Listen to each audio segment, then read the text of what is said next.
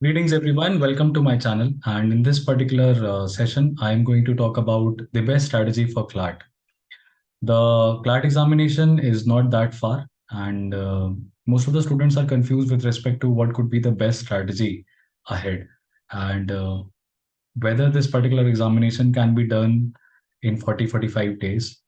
Then if it is possible, then what are the measures that we need to take? I mean, what are the steps that we should follow? And what should be our study regime? One interesting question that an aspirant recently asked me, ये exam मुझे चाहता क्या है? तो I was like 40 दिन पहले 45 दिन पहले how can you have this question in mind कि एग्जामिनेशन चाहता क्या है? Because ये चीज़ आपको पहले पता होनी चाहिए थी. But nonetheless, today I am going to discuss the same thing with you in a very short span of time.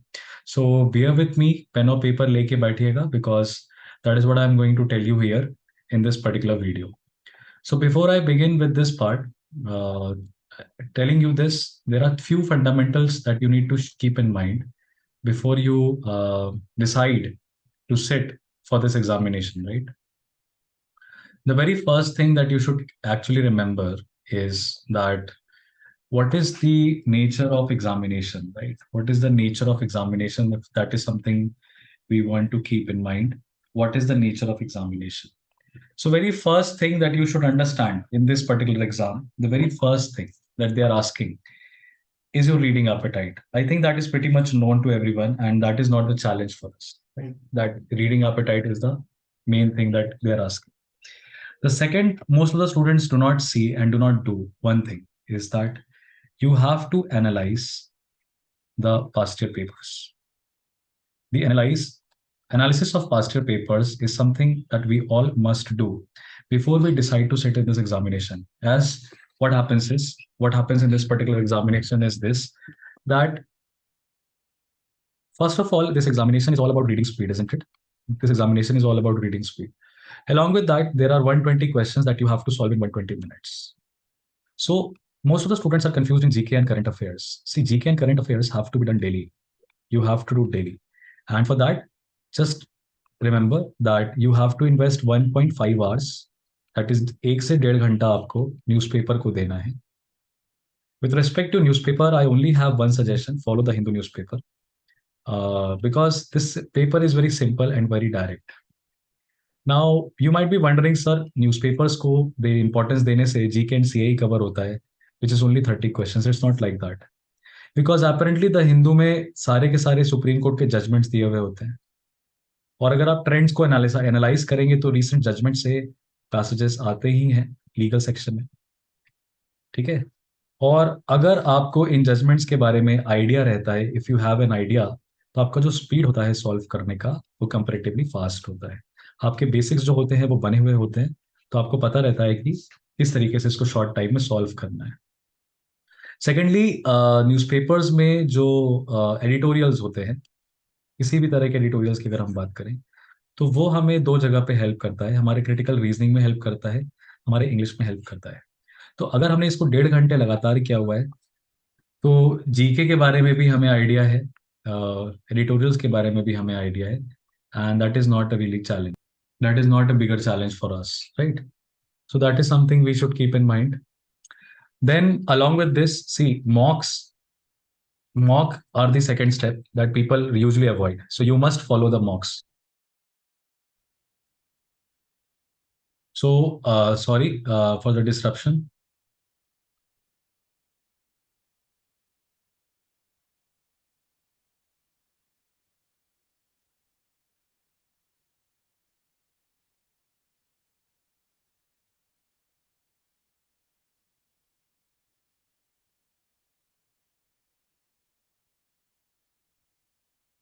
So in mocks, very fundamentally, that's something that you need to cover. Mocks में आपको cover करना चाहिए. Mock analysis is very important. In analysis, what do we have to do? So most of the students often believe that analysis is nothing but answer key checking. No, it's not. Mock analysis के 3 steps हैं. 3 steps. The very first step is that आप please अपने answer की के साथ अपने question paper को check करिए, which means you just have to see one thing, tick tick cross cross. and then cross. So you got two questions as correct and two questions as incorrect ones. Three questions as incorrect ones. Now you know that these three questions are important. The second is, ये तीन questions जो आपने incorrect किए हैं, इसके लिए आप एक बार पैसेज को रीड करिए. एक बार पैसेज को रीड करिए. अगर ये लीगल का सवाल है तो हो सकता है कि आपको कॉन्सेप्ट जो है वो एक बार गूगल करना पड़े उसको समझने के लिए. And after reading about it then come back to the three questions again, right, and then solve it again. जहां तक बात करें जीके की, तो जीके में क्या हुआ, एक पैसेज आया किसी पर्टिकुलर टॉपिक से, उसमें 5 क्वेश्चंस आ रहे थे, आपने सिर्फ 2 ही कर पाए, 3 आपसे रह गए. तो 3 क्वेश्चंस के आप क्वेश्चंस को देखिए, उसमें कीवर्ड्स कैच करिए, उसको गूगल करिए. गूगल करने के बाद जो आपने पढ़ा उसको अपने जीके की नोट्स कॉपी में लिखिए. तो और इंडेक्सिंग करिए. कुछ ऐसे एक्स्ट्रा टॉपिक्स अगर आपको मिले जो कि आपको लगता है कि इससे रिलेटेड है, जरूरी है, उसको करिए और वापस से come back to the mocks. And slowly अगर आप ये एनालिसिस करेंगे, obviously this is going to take somewhere around 3 to 3.5 hours per day. तो यू डोंट नो कि कितने क्वेश्चंस जो आपके इनकरेक्ट हो रहे थे. लेट से पूरे पेपर में आपने 90 क्वेश्चंस अटेम्प्ट किए and you got 50 questions as correct ones and remaining 40 questions as incorrect ones. तो आपने जब इन 40 क्वेश्चंस पे दोबारा 3 साढ़े 3 घंटे काम किया, तो आपको एक चीज समझ में आएगा. इससे होगा क्या, इससे एक रूल क्रिएट होगा. पहला, आपके जो सिली मिस्टेक्स हैं, whatever are your silly mistakes, right, वो क्लियर हो जाएंगी. And I think this is the biggest road block. What I have seen CLAT जैसे पेपर में, this is the biggest road block. Silly mistakes हम avoid कर सकते हैं, we can surely avoid the silly mistakes. जब silly mistakes हमारी avoid हो गई, second strategy, what could be the second step. Silly mistakes are avoided because at times आपको समझ में आएगा कि आप अपने आंसर को खुद ही चेंज कर दे रहे हैं. You are able to change your own answer by your own self. तो सिली मिस्टेक्स हमारी अवॉइड हो गई. सेकेंडली, आपके जो एक्स्ट्रा टॉपिक्स हैं जो भी आपको नहीं पता है और जो मॉक्स में आ रहे हैं, एक्स्ट्रा टॉपिक्स एंड मॉक्स जो है, जब आप उसको गूगल करके प्रिपेयर करते हैं, गूगल प्रेप करते हैं, तो आपका जो फंडामेंटल है, फंडा है, वो क्लियर हो जाता है. प्लस अगर नेक्स्ट मॉक में अगर वो रिपीट मार गया और टॉपिक आ गया, तो आपसे हो जाएगा. तो आपने अपने एक्स्ट्रा टॉपिक्स को भी कवर कर लिया. तीसरा, आपका बहुत तेजी से रिवीजन भी हो जाता है. अगर आपने इनकरेक्ट क्वेश्चंस को किया तो आपका रिवीजन भी हो जाता है, बिकॉज कभी कभी आपको लगेगा कि स्लाइट मिस्टेक की वजह से, स्लाइट फैक्ट मिस करने की वजह से ये क्वेश्चन चीज हम नहीं कर पाए. एंड एट लास्ट, आपका जो गैप फिलिंग है, यानी कि आपको एग्जैक्टली नहीं समझ में आ रहा है कि क्यों आपके नंबर नहीं बढ़ रहे, तो वो चीज हो जाती है. तो 1 2 3 4, these are the 4 steps that usually get covered whenever we are re-attempting the mocks. So CLAT में आप किसी भी टॉपर को, आप टॉपर टॉक सुन लीजिए, आप किसी भी फैकल्टी से बात कर लीजिएगा, किसी भी इंस्टीट्यूशन की, nobody will say that denial of mocks को अवॉइड करके किसी का भी सिलेक्शन हुआ है. Isn't it? अब रिमेनिंग अगर हमारे पास, लेट से वी हैव 45 days रिमेनिंग, अगर हमारे पास 45 दिन अब बचे हुए हैं, तो इसमें हमारे पास what is the easier catch, what is the simple catch. तो देखिए, सिंपल कैच ये है कि बेसिक्स जो है वो आपके क्लियर होने चाहिए. बेसिक्स में हम सिंपली बात करें तो लॉ के कुछ बेसिक प्रिंसिपल्स होते हैं जो हमें पता होने चाहिए, राइट. उन पे हमें बहुत ज्यादा बहस करने का समय नहीं है, प्रिपरेशन का समय नहीं है. To an extent, static GK की बात करें तो स्टैटिक जीके उतना इंपॉर्टेंस नहीं रखता है. आपको नहीं आता है, आपने नहीं पढ़ा है, तो आप मत टेंशन लीजिए, कोई नुकसान नहीं होगा आपका. अब इजियर कैच ये है कि आपकी रीडिंग स्पीड जो है इस समय तक अगर ऑलरेडी 100 वर्ड्स के ऊपर है, 100 वर्ड्स पर मिनट के ऊपर है, राइट. तो अब 45 डेज में आपको क्या करना चाहिए, 45 दिन में 45 मॉक लगा लो दोस्त. 45 मॉक्स, यानी 45 मॉक को आपको अटेम्प्ट करना है, प्लस उनको री अटेम्प्ट करना है, उनको री अटेम्प्ट करना है, और उसी में आपको गूगल करना है चीजों को. ये करना है आपको 3 साढ़े 3 घंटे, 3 to 3.5 hours पर डे. साथ में आपको जीके का जो नोट मेकिंग है, जो माइलेज है, कवर करना है, that is like 1 to 1.5 hours per day. और फिर आपको कुछ नहीं करना है, you just have to attempt previous year questions for confidence building, right. अगर आपने इतना कर लिया तो कुल मिला के आपका टोटल 5 hours का जो स्ट्रिंजेंट स्टडी शेड्यूल है, जिसमें मैं सिर्फ एक ही, दो ही चीजों को रखूंगा, मॉक और न्यूज़पेपर को, अगर आपने ये किया तो आपका जो माइलेज है वो आपको नहीं पता है कितना ज्यादा कवर हो जाएगा. चलिए एग्जाम्पल के तौर पे एक बार 2022 का हम सेक्शन खोल के देख लेते हैं। 2022 में अगर हम बात करें इंग्लिश की, तो अगेन आपको दिखाई देगा that in English this particular passage, again nobody could have guessed कि ये पैसेज कहाँ से आया है, right. But if you look into the nature of the questions then you will find that question पहले पूछा है आपसे main idea, right? What is the main idea of the passage? But if you look at the length of the passage, the length is not short, it's a big passage, which means main idea निकालने के लिए आपको समय नहीं है, you have to find it fast, like 3 minute के अंदर अंदर आपको पैसेज को रीड करके क्वेश्चन नंबर 1 पे आ जाना है, और अगले 2 मिनट के अंदर अंदर में आपको ये पांचों सवाल करने हैं. Then the second type of question that they are asking is on the tone of the passage, right? And then it is a direct reference to the passage, direct reference to the passage. It is evident that through his speech, Churchill wished to dash his countrymen dash, right? So what is the passage about? To direct passage or say reference hai. Then you will find that which is the least likely to describe, likely to be used to describe Churchill. यानी Churchill के personality के ऊपर है. Again, this is like vocab oriented question. And in this fifth question, you will find this is exactly grammar वाला, exact grammar वाला सवाल है. ठीक है, तो अब अगर ग्रामर आपके बेसिक्स कमजोर हैं तो आप नहीं सही कर पाएंगे, यानी कि एक क्वेश्चन आपका नहीं है, लेकिन वोकैब, डायरेक्ट रेफरेंस वाला पैसेज, टोन, मेन आइडिया, ये सब आप फिर भी कर सकते हैं, राइट। उसी तरीके से सिलसिले में सेकंड पैसेज भी देखेंगे तो द इंग्लिश में चैलेंज क्या है, the length of the passage, it's very lengthy, it's time taking, right. So English में याद रखिएगा, क्लैट मॉक के इंग्लिश में आप जो भी कुछ कर रहे हैं, क्लैट का जो इंग्लिश होता है, it takes away time. English difficult नहीं होता है, इंग्लिश टाइम के लिए रेस होती है। तो याद रखिएगा 30 मिनट्स आपके पास हैं to solve English, and it में आपको 20 to 22 क्वेश्चन मिनिमम जो हैं वो टच करने ही करने हैं। दैट मस्ट बी कि 20 से 22 क्वेश्चन आपके बेयर मिनिमम हिट होने ही चाहिए। Out of 30 I am talking about, out of, इसमें 25 क्वेश्चन होते हैं, है ना। 25 क्वेश्चन 30 मिनट्स में करने रहेंगे आपको, तो उसमें से 20 से 22 सवाल आपके टच होने चाहिए। सो इसमें आपको जो अभी से फिलहाल क्या करना चाहिए इंग्लिश को सुधारने के लिए, स्पीड रीडिंग के साथ आप वोकैब पे काम करिए, अगर आपने अभी तक काम नहीं किया है तो। वोकैब जो है वो कम समय लेगा, सुधर जाएगा। Moving to the next part, again you will find the length of the passage and the questions का जो पर्पस है, देखिए main idea, again they are asking the main idea. Then ऊपर वाले पैसेज में भी you will find similar set of questions. Author का tone जो है वो ऑब्वियसली, टोन और मेन आइडिया जो होता है वो एक तरीके से एक ही तरफ की बात होता है, तो एक ही सिक्के के दोनों दो पहलू हैं। तो मेन आइडिया और टोन जो है वो आपसे पूछ रहा है यहाँ पे, right? It is asking you about the main idea and then it is also asking you about the tone. From this, there is a direct passage which is with reference to inference. Inference के ऊपर सवाल है, right? Conclusion, inference, conclusion, main idea, and what the author is trying to say, right? The other is direct reference आया।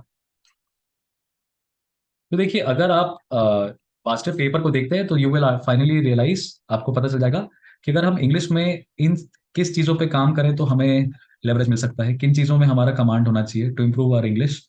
सो English में improvement के लिए very first is that you should be able to extract the main idea. Always focus whenever you read any editorial, you try to create your own main idea, right. Second is vocabulary, यानी editorials में आपकी जो भी vocabulary है आप उसके एक तरफ एंटोनिम्स लिख लीजिए, एक तरफ उसके एंटोनिम्स लिख लीजिए, दूसरी तरफ उसके सिनोनिम्स लिख लीजिए। 45 दिन में भी अगर आपने एवरीडे 5 वर्ड्स भी किया तो आपने दिमाग नहीं लगा रहे हो, 45 into 5 जो वर्ड्स हैं, right, 5 words per day, 5 words per day के अगर आपने 5 सिनोनिम 5 एंटोनिम लिखे तो it becomes basically like 15 words, okay.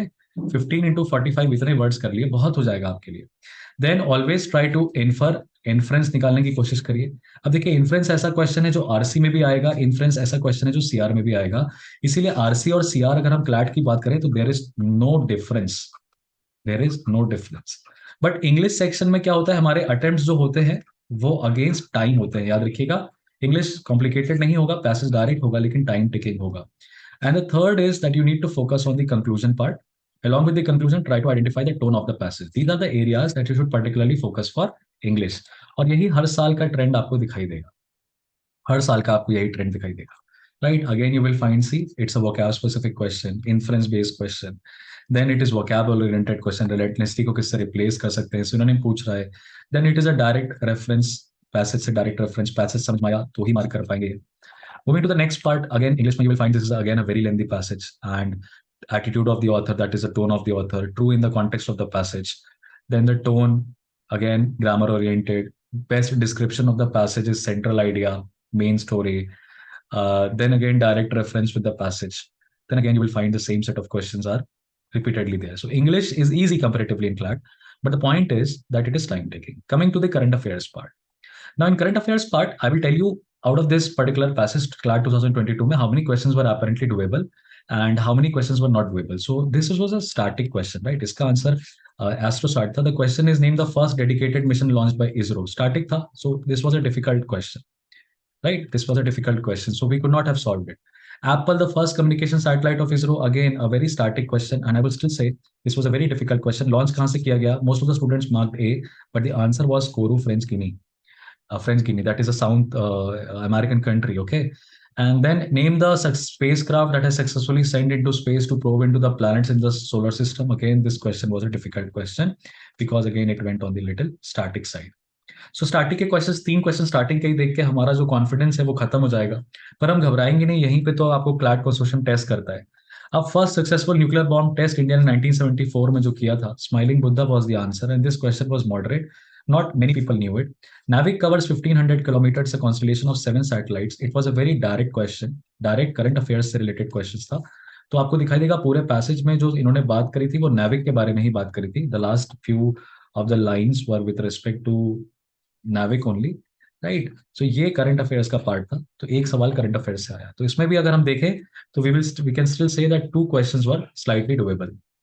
Moving to the next part, 2022 में ये वाला अगला वाला जो पैसेज आया है, सी यू विल फाइंड दिसंबर 2021 का पैसेज है. ये पेपर जो हुआ था ये मई जून 2022 में हुआ था, बेसिकली जून 2022 में हुआ था. और आप देखेंगे कि पैसेज आया है 5 to 6 मंथ्स बैक का. तो 5 to 6 मंथ्स का करंट अफेयर्स जो होता है उसकी इंटेंसिटी ज्यादा होती है. नाविक का भी साथ भी ऐसे ही था, वो रिसेंट का ही टॉपिक था. And this particular passage is about AFSPA. पूरे आफ्सपा के ऊपर ये पैसेज आया है. वो कांड हुआ था इंडियन मिलिट्री वाला, तो आफ्सपा के ऊपर बहुत सारे क्रिटिसिज्म आ रहे थे. अब ये क्वेश्चन 36 क्वेश्चन है, कौन लगा सकता है? तो इसका आंसर सेंट्रल गवर्नमेंट और स्टेट गवर्नमेंट दोनों होता है.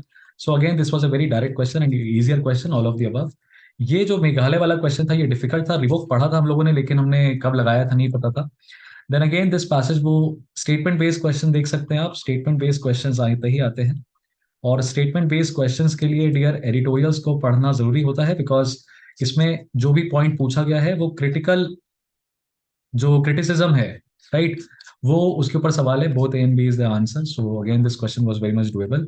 This was also very direct question. ये तो क्लास में डिस्कशन से ही आया था. It was also direct question, BP Jeevan Reddy committee. This could also be solved. And this was again inference based question. ये ऐसा क्वेश्चन है जहां पे बैकग्राउंड नॉलेज जो है चीजों की, आफ्सपा की जो बैकग्राउंड नॉलेज है वो काम करती. अगेन ये स्टैटिक है, लेकिन स्टैटिक से रिलेटेड है तो कॉन्टेम्पररी है. तो I can say that current affair से रिलेटेड है तो कॉन्टेम्पररी है. Again this question was very much doable. तो इस पर्टिकुलर पैसेज में you will find that at least 1 2 3 4 questions were doable, right? Again 4 questions were still doable. तो अभी तक टोटल 6 क्वेश्चंस हम कर पा रहे हैं. ये पैसेज बहुत ही डायरेक्ट एंड इजीएस्ट आया था. रशिया यूक्रेन पे डायरेक्ट और इजीएस्ट पैसेज आया था. इसमें कुछ डिफिकल्ट क्वेश्चंस थे तो वो करेंसी वरेंसी से रिलेटेड थे. जैसे ये वाला क्वेश्चन बहुत ही इजी था, ये वाला क्वेश्चन इजी था, ये वाला क्वेश्चन इजी था और ये वाला क्वेश्चन इजी था. दिस पर्टिकुलर क्वेश्चन अगर आपको है तो अब देखिए, आपने 4 क्वेश्चंस अगर आपको आ रहे हैं, 4 क्वेश्चंस का आपको डायरेक्ट आंसर पता है और एक क्वेश्चन का आपको डाउट है, एक सिंगल क्वेश्चन में आपको डाउट है, तो आप मार्क करके नेगेटिव नहीं खाएंगे. तो इसमें भी हम कहें कि 4 क्वेश्चंस डुएबल थे. अभी तक टोटल हम 10 क्वेश्चन जो है वो कर चुके हैं जीके में, ठीक है, out of 15 questions. And then this is the another passage. This is again you will find that is with respect to patent law. So when it is with patent, so you will find law related जो news आती है ना, law related जो भी news आती है.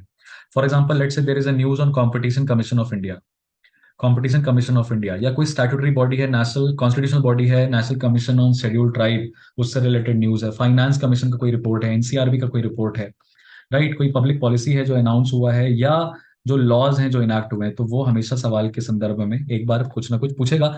लेकिन यहाँ पे पेटेंट के साथ साथ पार्टनरशिप भी पूछी गई है. तो green strategic partnership, this question was not an easy question, this was a difficult question. Answer was Denmark. UN sustainable goals, India energy dependent 2047 तक होना चाहता है. बहुत ही डायरेक्ट क्वेश्चन था, और ये ऐसा क्वेश्चन था जहां पे एलिमिनेशन मेथड जो है, एलिमिनेशन मेथड जो है वो काम कर सकता है. ग्लोबल इनोवेशन इंडेक्स पूछा. Again this was a very very direct question, very easily solve कर सकते थे. ये आप देखेंगे तो ये एक ऐसा सवाल था स्टेटमेंट वाला कि कॉमन सेंस से आप कर सकते थे, तो again I would say this was an easy question. IRENA का फुल फॉर्म पूछा था dear, this was also very direct and दो कौड़ी का सवाल, तो अगेन आपको दिखाई देगा 4 क्वेश्चंस आप कर लिए हैं, 14 क्वेश्चंस तक हम जीके में पहुंच गए जो हम अटेम्प्ट मार्क करेंगे। Corporate social responsibility, again I am telling you, law related जो भी जीके होता है वो उसको कवर करते हुए चलिएगा। Very important for CLAT, always very important. Corporate social responsibility के ऊपर से सवाल पूछा, तो ये वाला जो क्वेश्चन था वो डिफिकल्ट था। ये वाला क्वेश्चन अगेन कॉमन सेंस से कर सकते थे। Common sense is the biggest sense that will help you. कवच की बात करें तो अगेन कवच ये वाला ऑड वन आउट वाले फंडा से हो रहा था, क्योंकि आप अगर यहाँ पे देखेंगे तो waning health care, wound up health care और विदरिंग हेल्थ केयर बात कर रहा है, सब एक ही जैसी की बात कर रहे हैं। ये वॉर विद कोविड-19 जो है वो करंट अफेयर से रिलेटेड था, इसलिए ये भी डुएबल क्वेश्चन था। It was also very direct question. Next question was also very direct question, ministry पूछा था, कुछ कर सकते थे। ये वाला क्वेश्चन गैस से कर सकते थे, बट ऐसे क्वेश्चन को अटेम्प्ट नहीं करेंगे। अगेन आई वुड से 4 क्वेश्चंस मार्क करेंगे, 18 क्वेश्चंस हम अभी तक कर चुके हैं, right. Out of 25 questions 18 questions कर चुके हैं।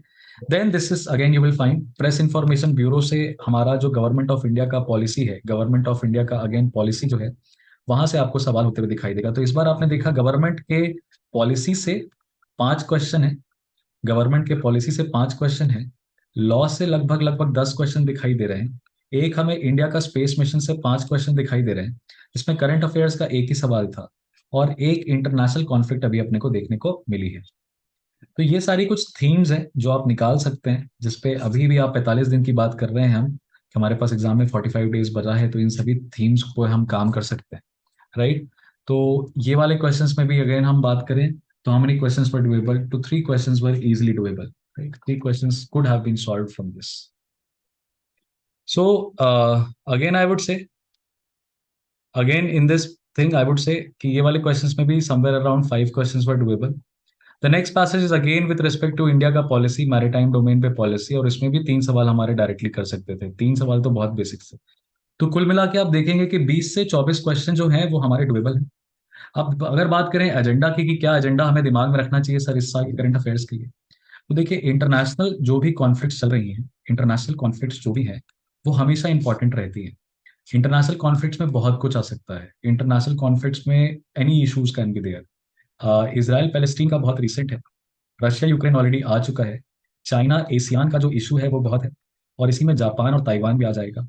चिप वॉर जो है वो बड़ा ही प्रोमिनेंट है, जो कि न्यूज में आ सकता है। Then you will find France में जो भी क्राइसिस हो रहा है with respect to Africa, right, that is there. Then coups जो मिलिट्री कू हो रहे हैं साहिल रीजन में अफ्रीका के, वो एक इंपॉर्टेंट क्राइसिस है। और इंडियन ओशन रीजन के कंटेक्स्ट में जो भी मिलिटराइजेशन हो रहा है वो एक इंपॉर्टेंट एरिया बन जाता है। मैं अभी बहुत ज़्यादा इंटरनेशनल कॉन्फ्लिक्ट्स के अलावा नेशनल में बात करें तो नेशनल में तो इस बार न्यूज़ ही न्यूज़ है। हमारे पास हाइड्रोजन मिशन है, हमारे पास सुपर कंप्यूटर मिशन है, हमारे पास क्वांटम मिशन है, और फिर हमारे पास यहाँ पे सेमीकंडक्टर मिशन है, वो है। साथ में आरबीआई ने अपने नॉन परफॉर्मिंग एसेट्स को सुधारने के लिए national asset reconstruction company limited की स्थापना करी, और डेट रेजोल्यूशन कंपनी लिमिटेड की स्थापना करी, वो भी हमारे लिए बहुत ज़्यादा न्यूज़ में है, जिसको हम कर सकते हैं।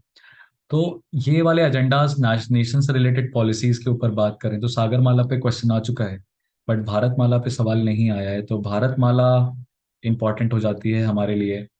देन हमारे लिए पर्वतमाला जो एक स्कीम है वो इंपॉर्टेंट हो जाती है। सनराइज सेक्टर के लिए गवर्नमेंट ने बजट में काफ़ी चीज़ें प्रपोज करी थी, सनराइज सेक्टर की बात हो जाती है। पीएम मुद्रा की हम बात कर सकते हैं, राइट। तो ऐसे स्कीम्स एंड ऑल पे बहुत ज्यादा क्वेश्चंस बन सकते हैं जो कि आते हैं। तो अभी मैं इसके लिए इन टॉपिक्स की लिस्ट आपको नहीं प्रिपेयर करा रहा हूँ, मैं बस आपको बता रहा हूँ कि किस तरीके से हम पास्ट पेपर को सॉल्व कर सकते हैं।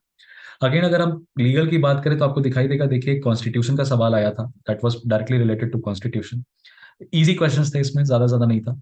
द सेकंड पैसेज अगेन आप बात करेंगे तो अगेन देखिए आपको कॉन्स्टिट्यूशन से सवाल आया, कॉन्स्टिट्यूशन के पैसेज आ रहे हैं, और सीधे आपको दिखाई देगा कि सिचुएशन बेस्ड क्वेश्चंस हैं, mostly mostly situation based questions हैं, और इन्फ्रेंस बेस्ड क्वेश्चन आपको सिर्फ एक ही जगह पे दिखाई देगा जहां पे स्टेट लेजिस्लेशन का ऑब्जेक्टिव पूछा। Then again you will find the third passage that is there, again it is with respect to the constitution, but इसमें बात कर रहा है कि पार्लियामेंट ने एक कानून बनाया है, तो पार्लियामेंट की लॉ मेकिंग पावर जो है किस तरीके से होती है, राइट। क्या पार्लियामेंट का जो जो रोल है वो किस तरीके से लॉ मेकिंग में काम करता है, तो वहां से आपको सवाल दिखाई देंगे। एंड इसमें आपको देखिए क्वेश्चंस प्रॉब्लम नहीं होते हैं, लेंथ जो है क्वेश्चन का आपको दिखाई देगा इतना बड़ा सवाल है। Again because that is going to take a lot of time, isn't it? It is not going to take a time, time taking है ना। तो क्लार्ट आपको टाइम के अगेंस्ट बेस कराता है, और इसीलिए कहते हैं कि कॉन्स्टिट्यूशन के बेसिक्स जो है आप पहले से ही प्रिपेयर कर लीजिए, राइट? अब देखिए इन्फ्रेंस बेस्ड क्वेश्चन भी आते हैं, डायरेक्टली सिचुएशन नहीं, यहाँ पे इन्फ्रेंस बेस्ड क्वेश्चन आ रहा है कि which among the following statement is incorrect. तो स्टेटमेंट समझ, पैसेज समझ में आया होगा तो ही आप कर पाएंगे ना। Then you will find this is with respect to personal law. Personal law related to marriage है, तो यहाँ पे आपको हिंदू मैरिज प्लस आपको इंडियन पीनल कोड, दोनों ही चीजें यहाँ पे दिखाई देंगी। बाइगेमी को ऑफेंस बना रहे हैं, तो अगेन सिचुएशन बेस्ड क्वेश्चंस आपको पूरे सारे के सारे दिखाई देंगे, और फिर आपको एक पैस क्वेश्चन दिखाई देगा इन्फ्रेंस बेस्ड, यानी पैसेज समझ में आया। ये इन्फ्रेंस बेस्ड क्वेश्चन होता है ना, जो अब आपका बैकग्राउंड नॉलेज चेक करेगा कि आपको कितना आता है लॉ के बारे में। तो again you will find this passage again related to personal laws, और स्पेशल मैरिज एक्ट के ऊपर सवाल आया है। तो again you will say special miscellaneous topics जो है वो भी आते हैं क्लाट में, situation based, you can look at the situations, very lengthy, time taking, isn't it? Then ये जो एक पैसेज आया था ये जूरिस्प्रूडेंस के ऊपर आया था। अब मैं यही बोलूंगा कि जूरिस्प्रूडेंस के पैसेज को लॉ में क्यों पूछा, क्योंकि वो क्रिटिकल रीजनिंग के पॉइंट ऑफ व्यू से आपसे पूछेंगे। इसमें आपको सिचुएशन नहीं दिखाई देगी, इसमें आपको करेक्ट इनकरेक्ट दिखाई देगा, और एक ही सिचुएशन बेस्ड क्वेश्चन आपको यहाँ पे देखने को मिलेगा। दूसरा आप देखिए, वो डुअलिस्ट और मोनो मोनो स्टेटमेंट की बात कर रहा है। ये अगेन आपको फिर से एक इन्फ्रेंस बेस्ड क्वेश्चन है, जो कि आपको देखने को मिला, सिचुएशन बेस्ड क्वेश्चन फिर से आपको यहाँ पे दिखाई देगा। फिर लास्ट में आप देखेंगे कि इंटरनेशनल लॉ के ऊपर पैसेज आ गए। तो इंटरनेशनल लॉ, जैसे कि इस समय बात करें तो एक है वॉर क्राइम्स के ऊपर बात चल रही है, इसराइल पैलेस्टीन पे, राइट? तो इसमें जेनेवा कन्वेंशंस की बात हो जाती है, जेनेवा कन्वेंशंस की बात हो जाती है, वो 1949 के, 1977 के।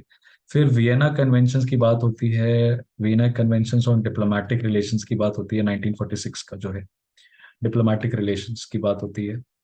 कहाँ पे, जब इंडिया कनाडा का मैटर डिस्कस होता है। तो इस तरीके से एक इंटरनेशनल लॉ के ऊपर भी पैसेज आ सकता है, जो आपको दिखाई देगा यहाँ पे। सस्टेनेबल डेवलपमेंट गोल्स के ऊपर आपको चीजें यहाँ पे पूछी जा रही है। उसके बाद फिर आपको एक पैसेज कॉन्ट्रैक्ट के ऊपर देखने को मिलता है, जो कि to an extent mistake of fact के ऊपर, मिस्टेक ऑफ लॉ के ऊपर है।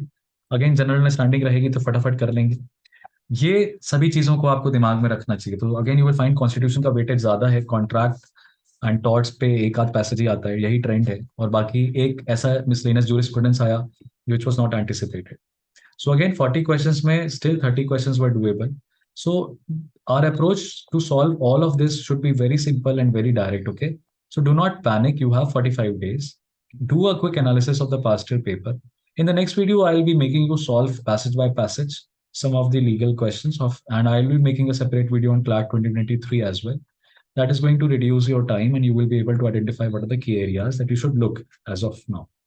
If there is any apparent topic list that I can provide separately, I'll also try to do that. I teach with CLAD Possible. I am a full-time faculty with CLAD Possible. So anytime you have access to CLAD Possible in your cities, you can approach them and you can ask for me. You can find me in these centers. I basically teach current affairs, and at times I am a miscellaneous faculty of law. So if you want to contact me, you can contact me for personal mentorship, for personal guidance at a respective CLAT Possible centers. And this is all that is about me. And to an extent, whatever this initiative Lex Prep is about, that's my personal YouTube channel. And again, this is the name that I have thought of, and this is the channel that I run. It's a pro bono initiative. Whatever I cannot do inside the institution, I try to do it outside the institution in this manner. Faculty तो faculty है, पढ़ाना हमें आता है, आपको पढ़ने से मतलब है। I hope this video might have helped you to strategize your attempt. If you have any queries, feel free to ask me in the comment section or contact me personally. I'll be there of your help. Thank you so much. I'll see you guys in the next.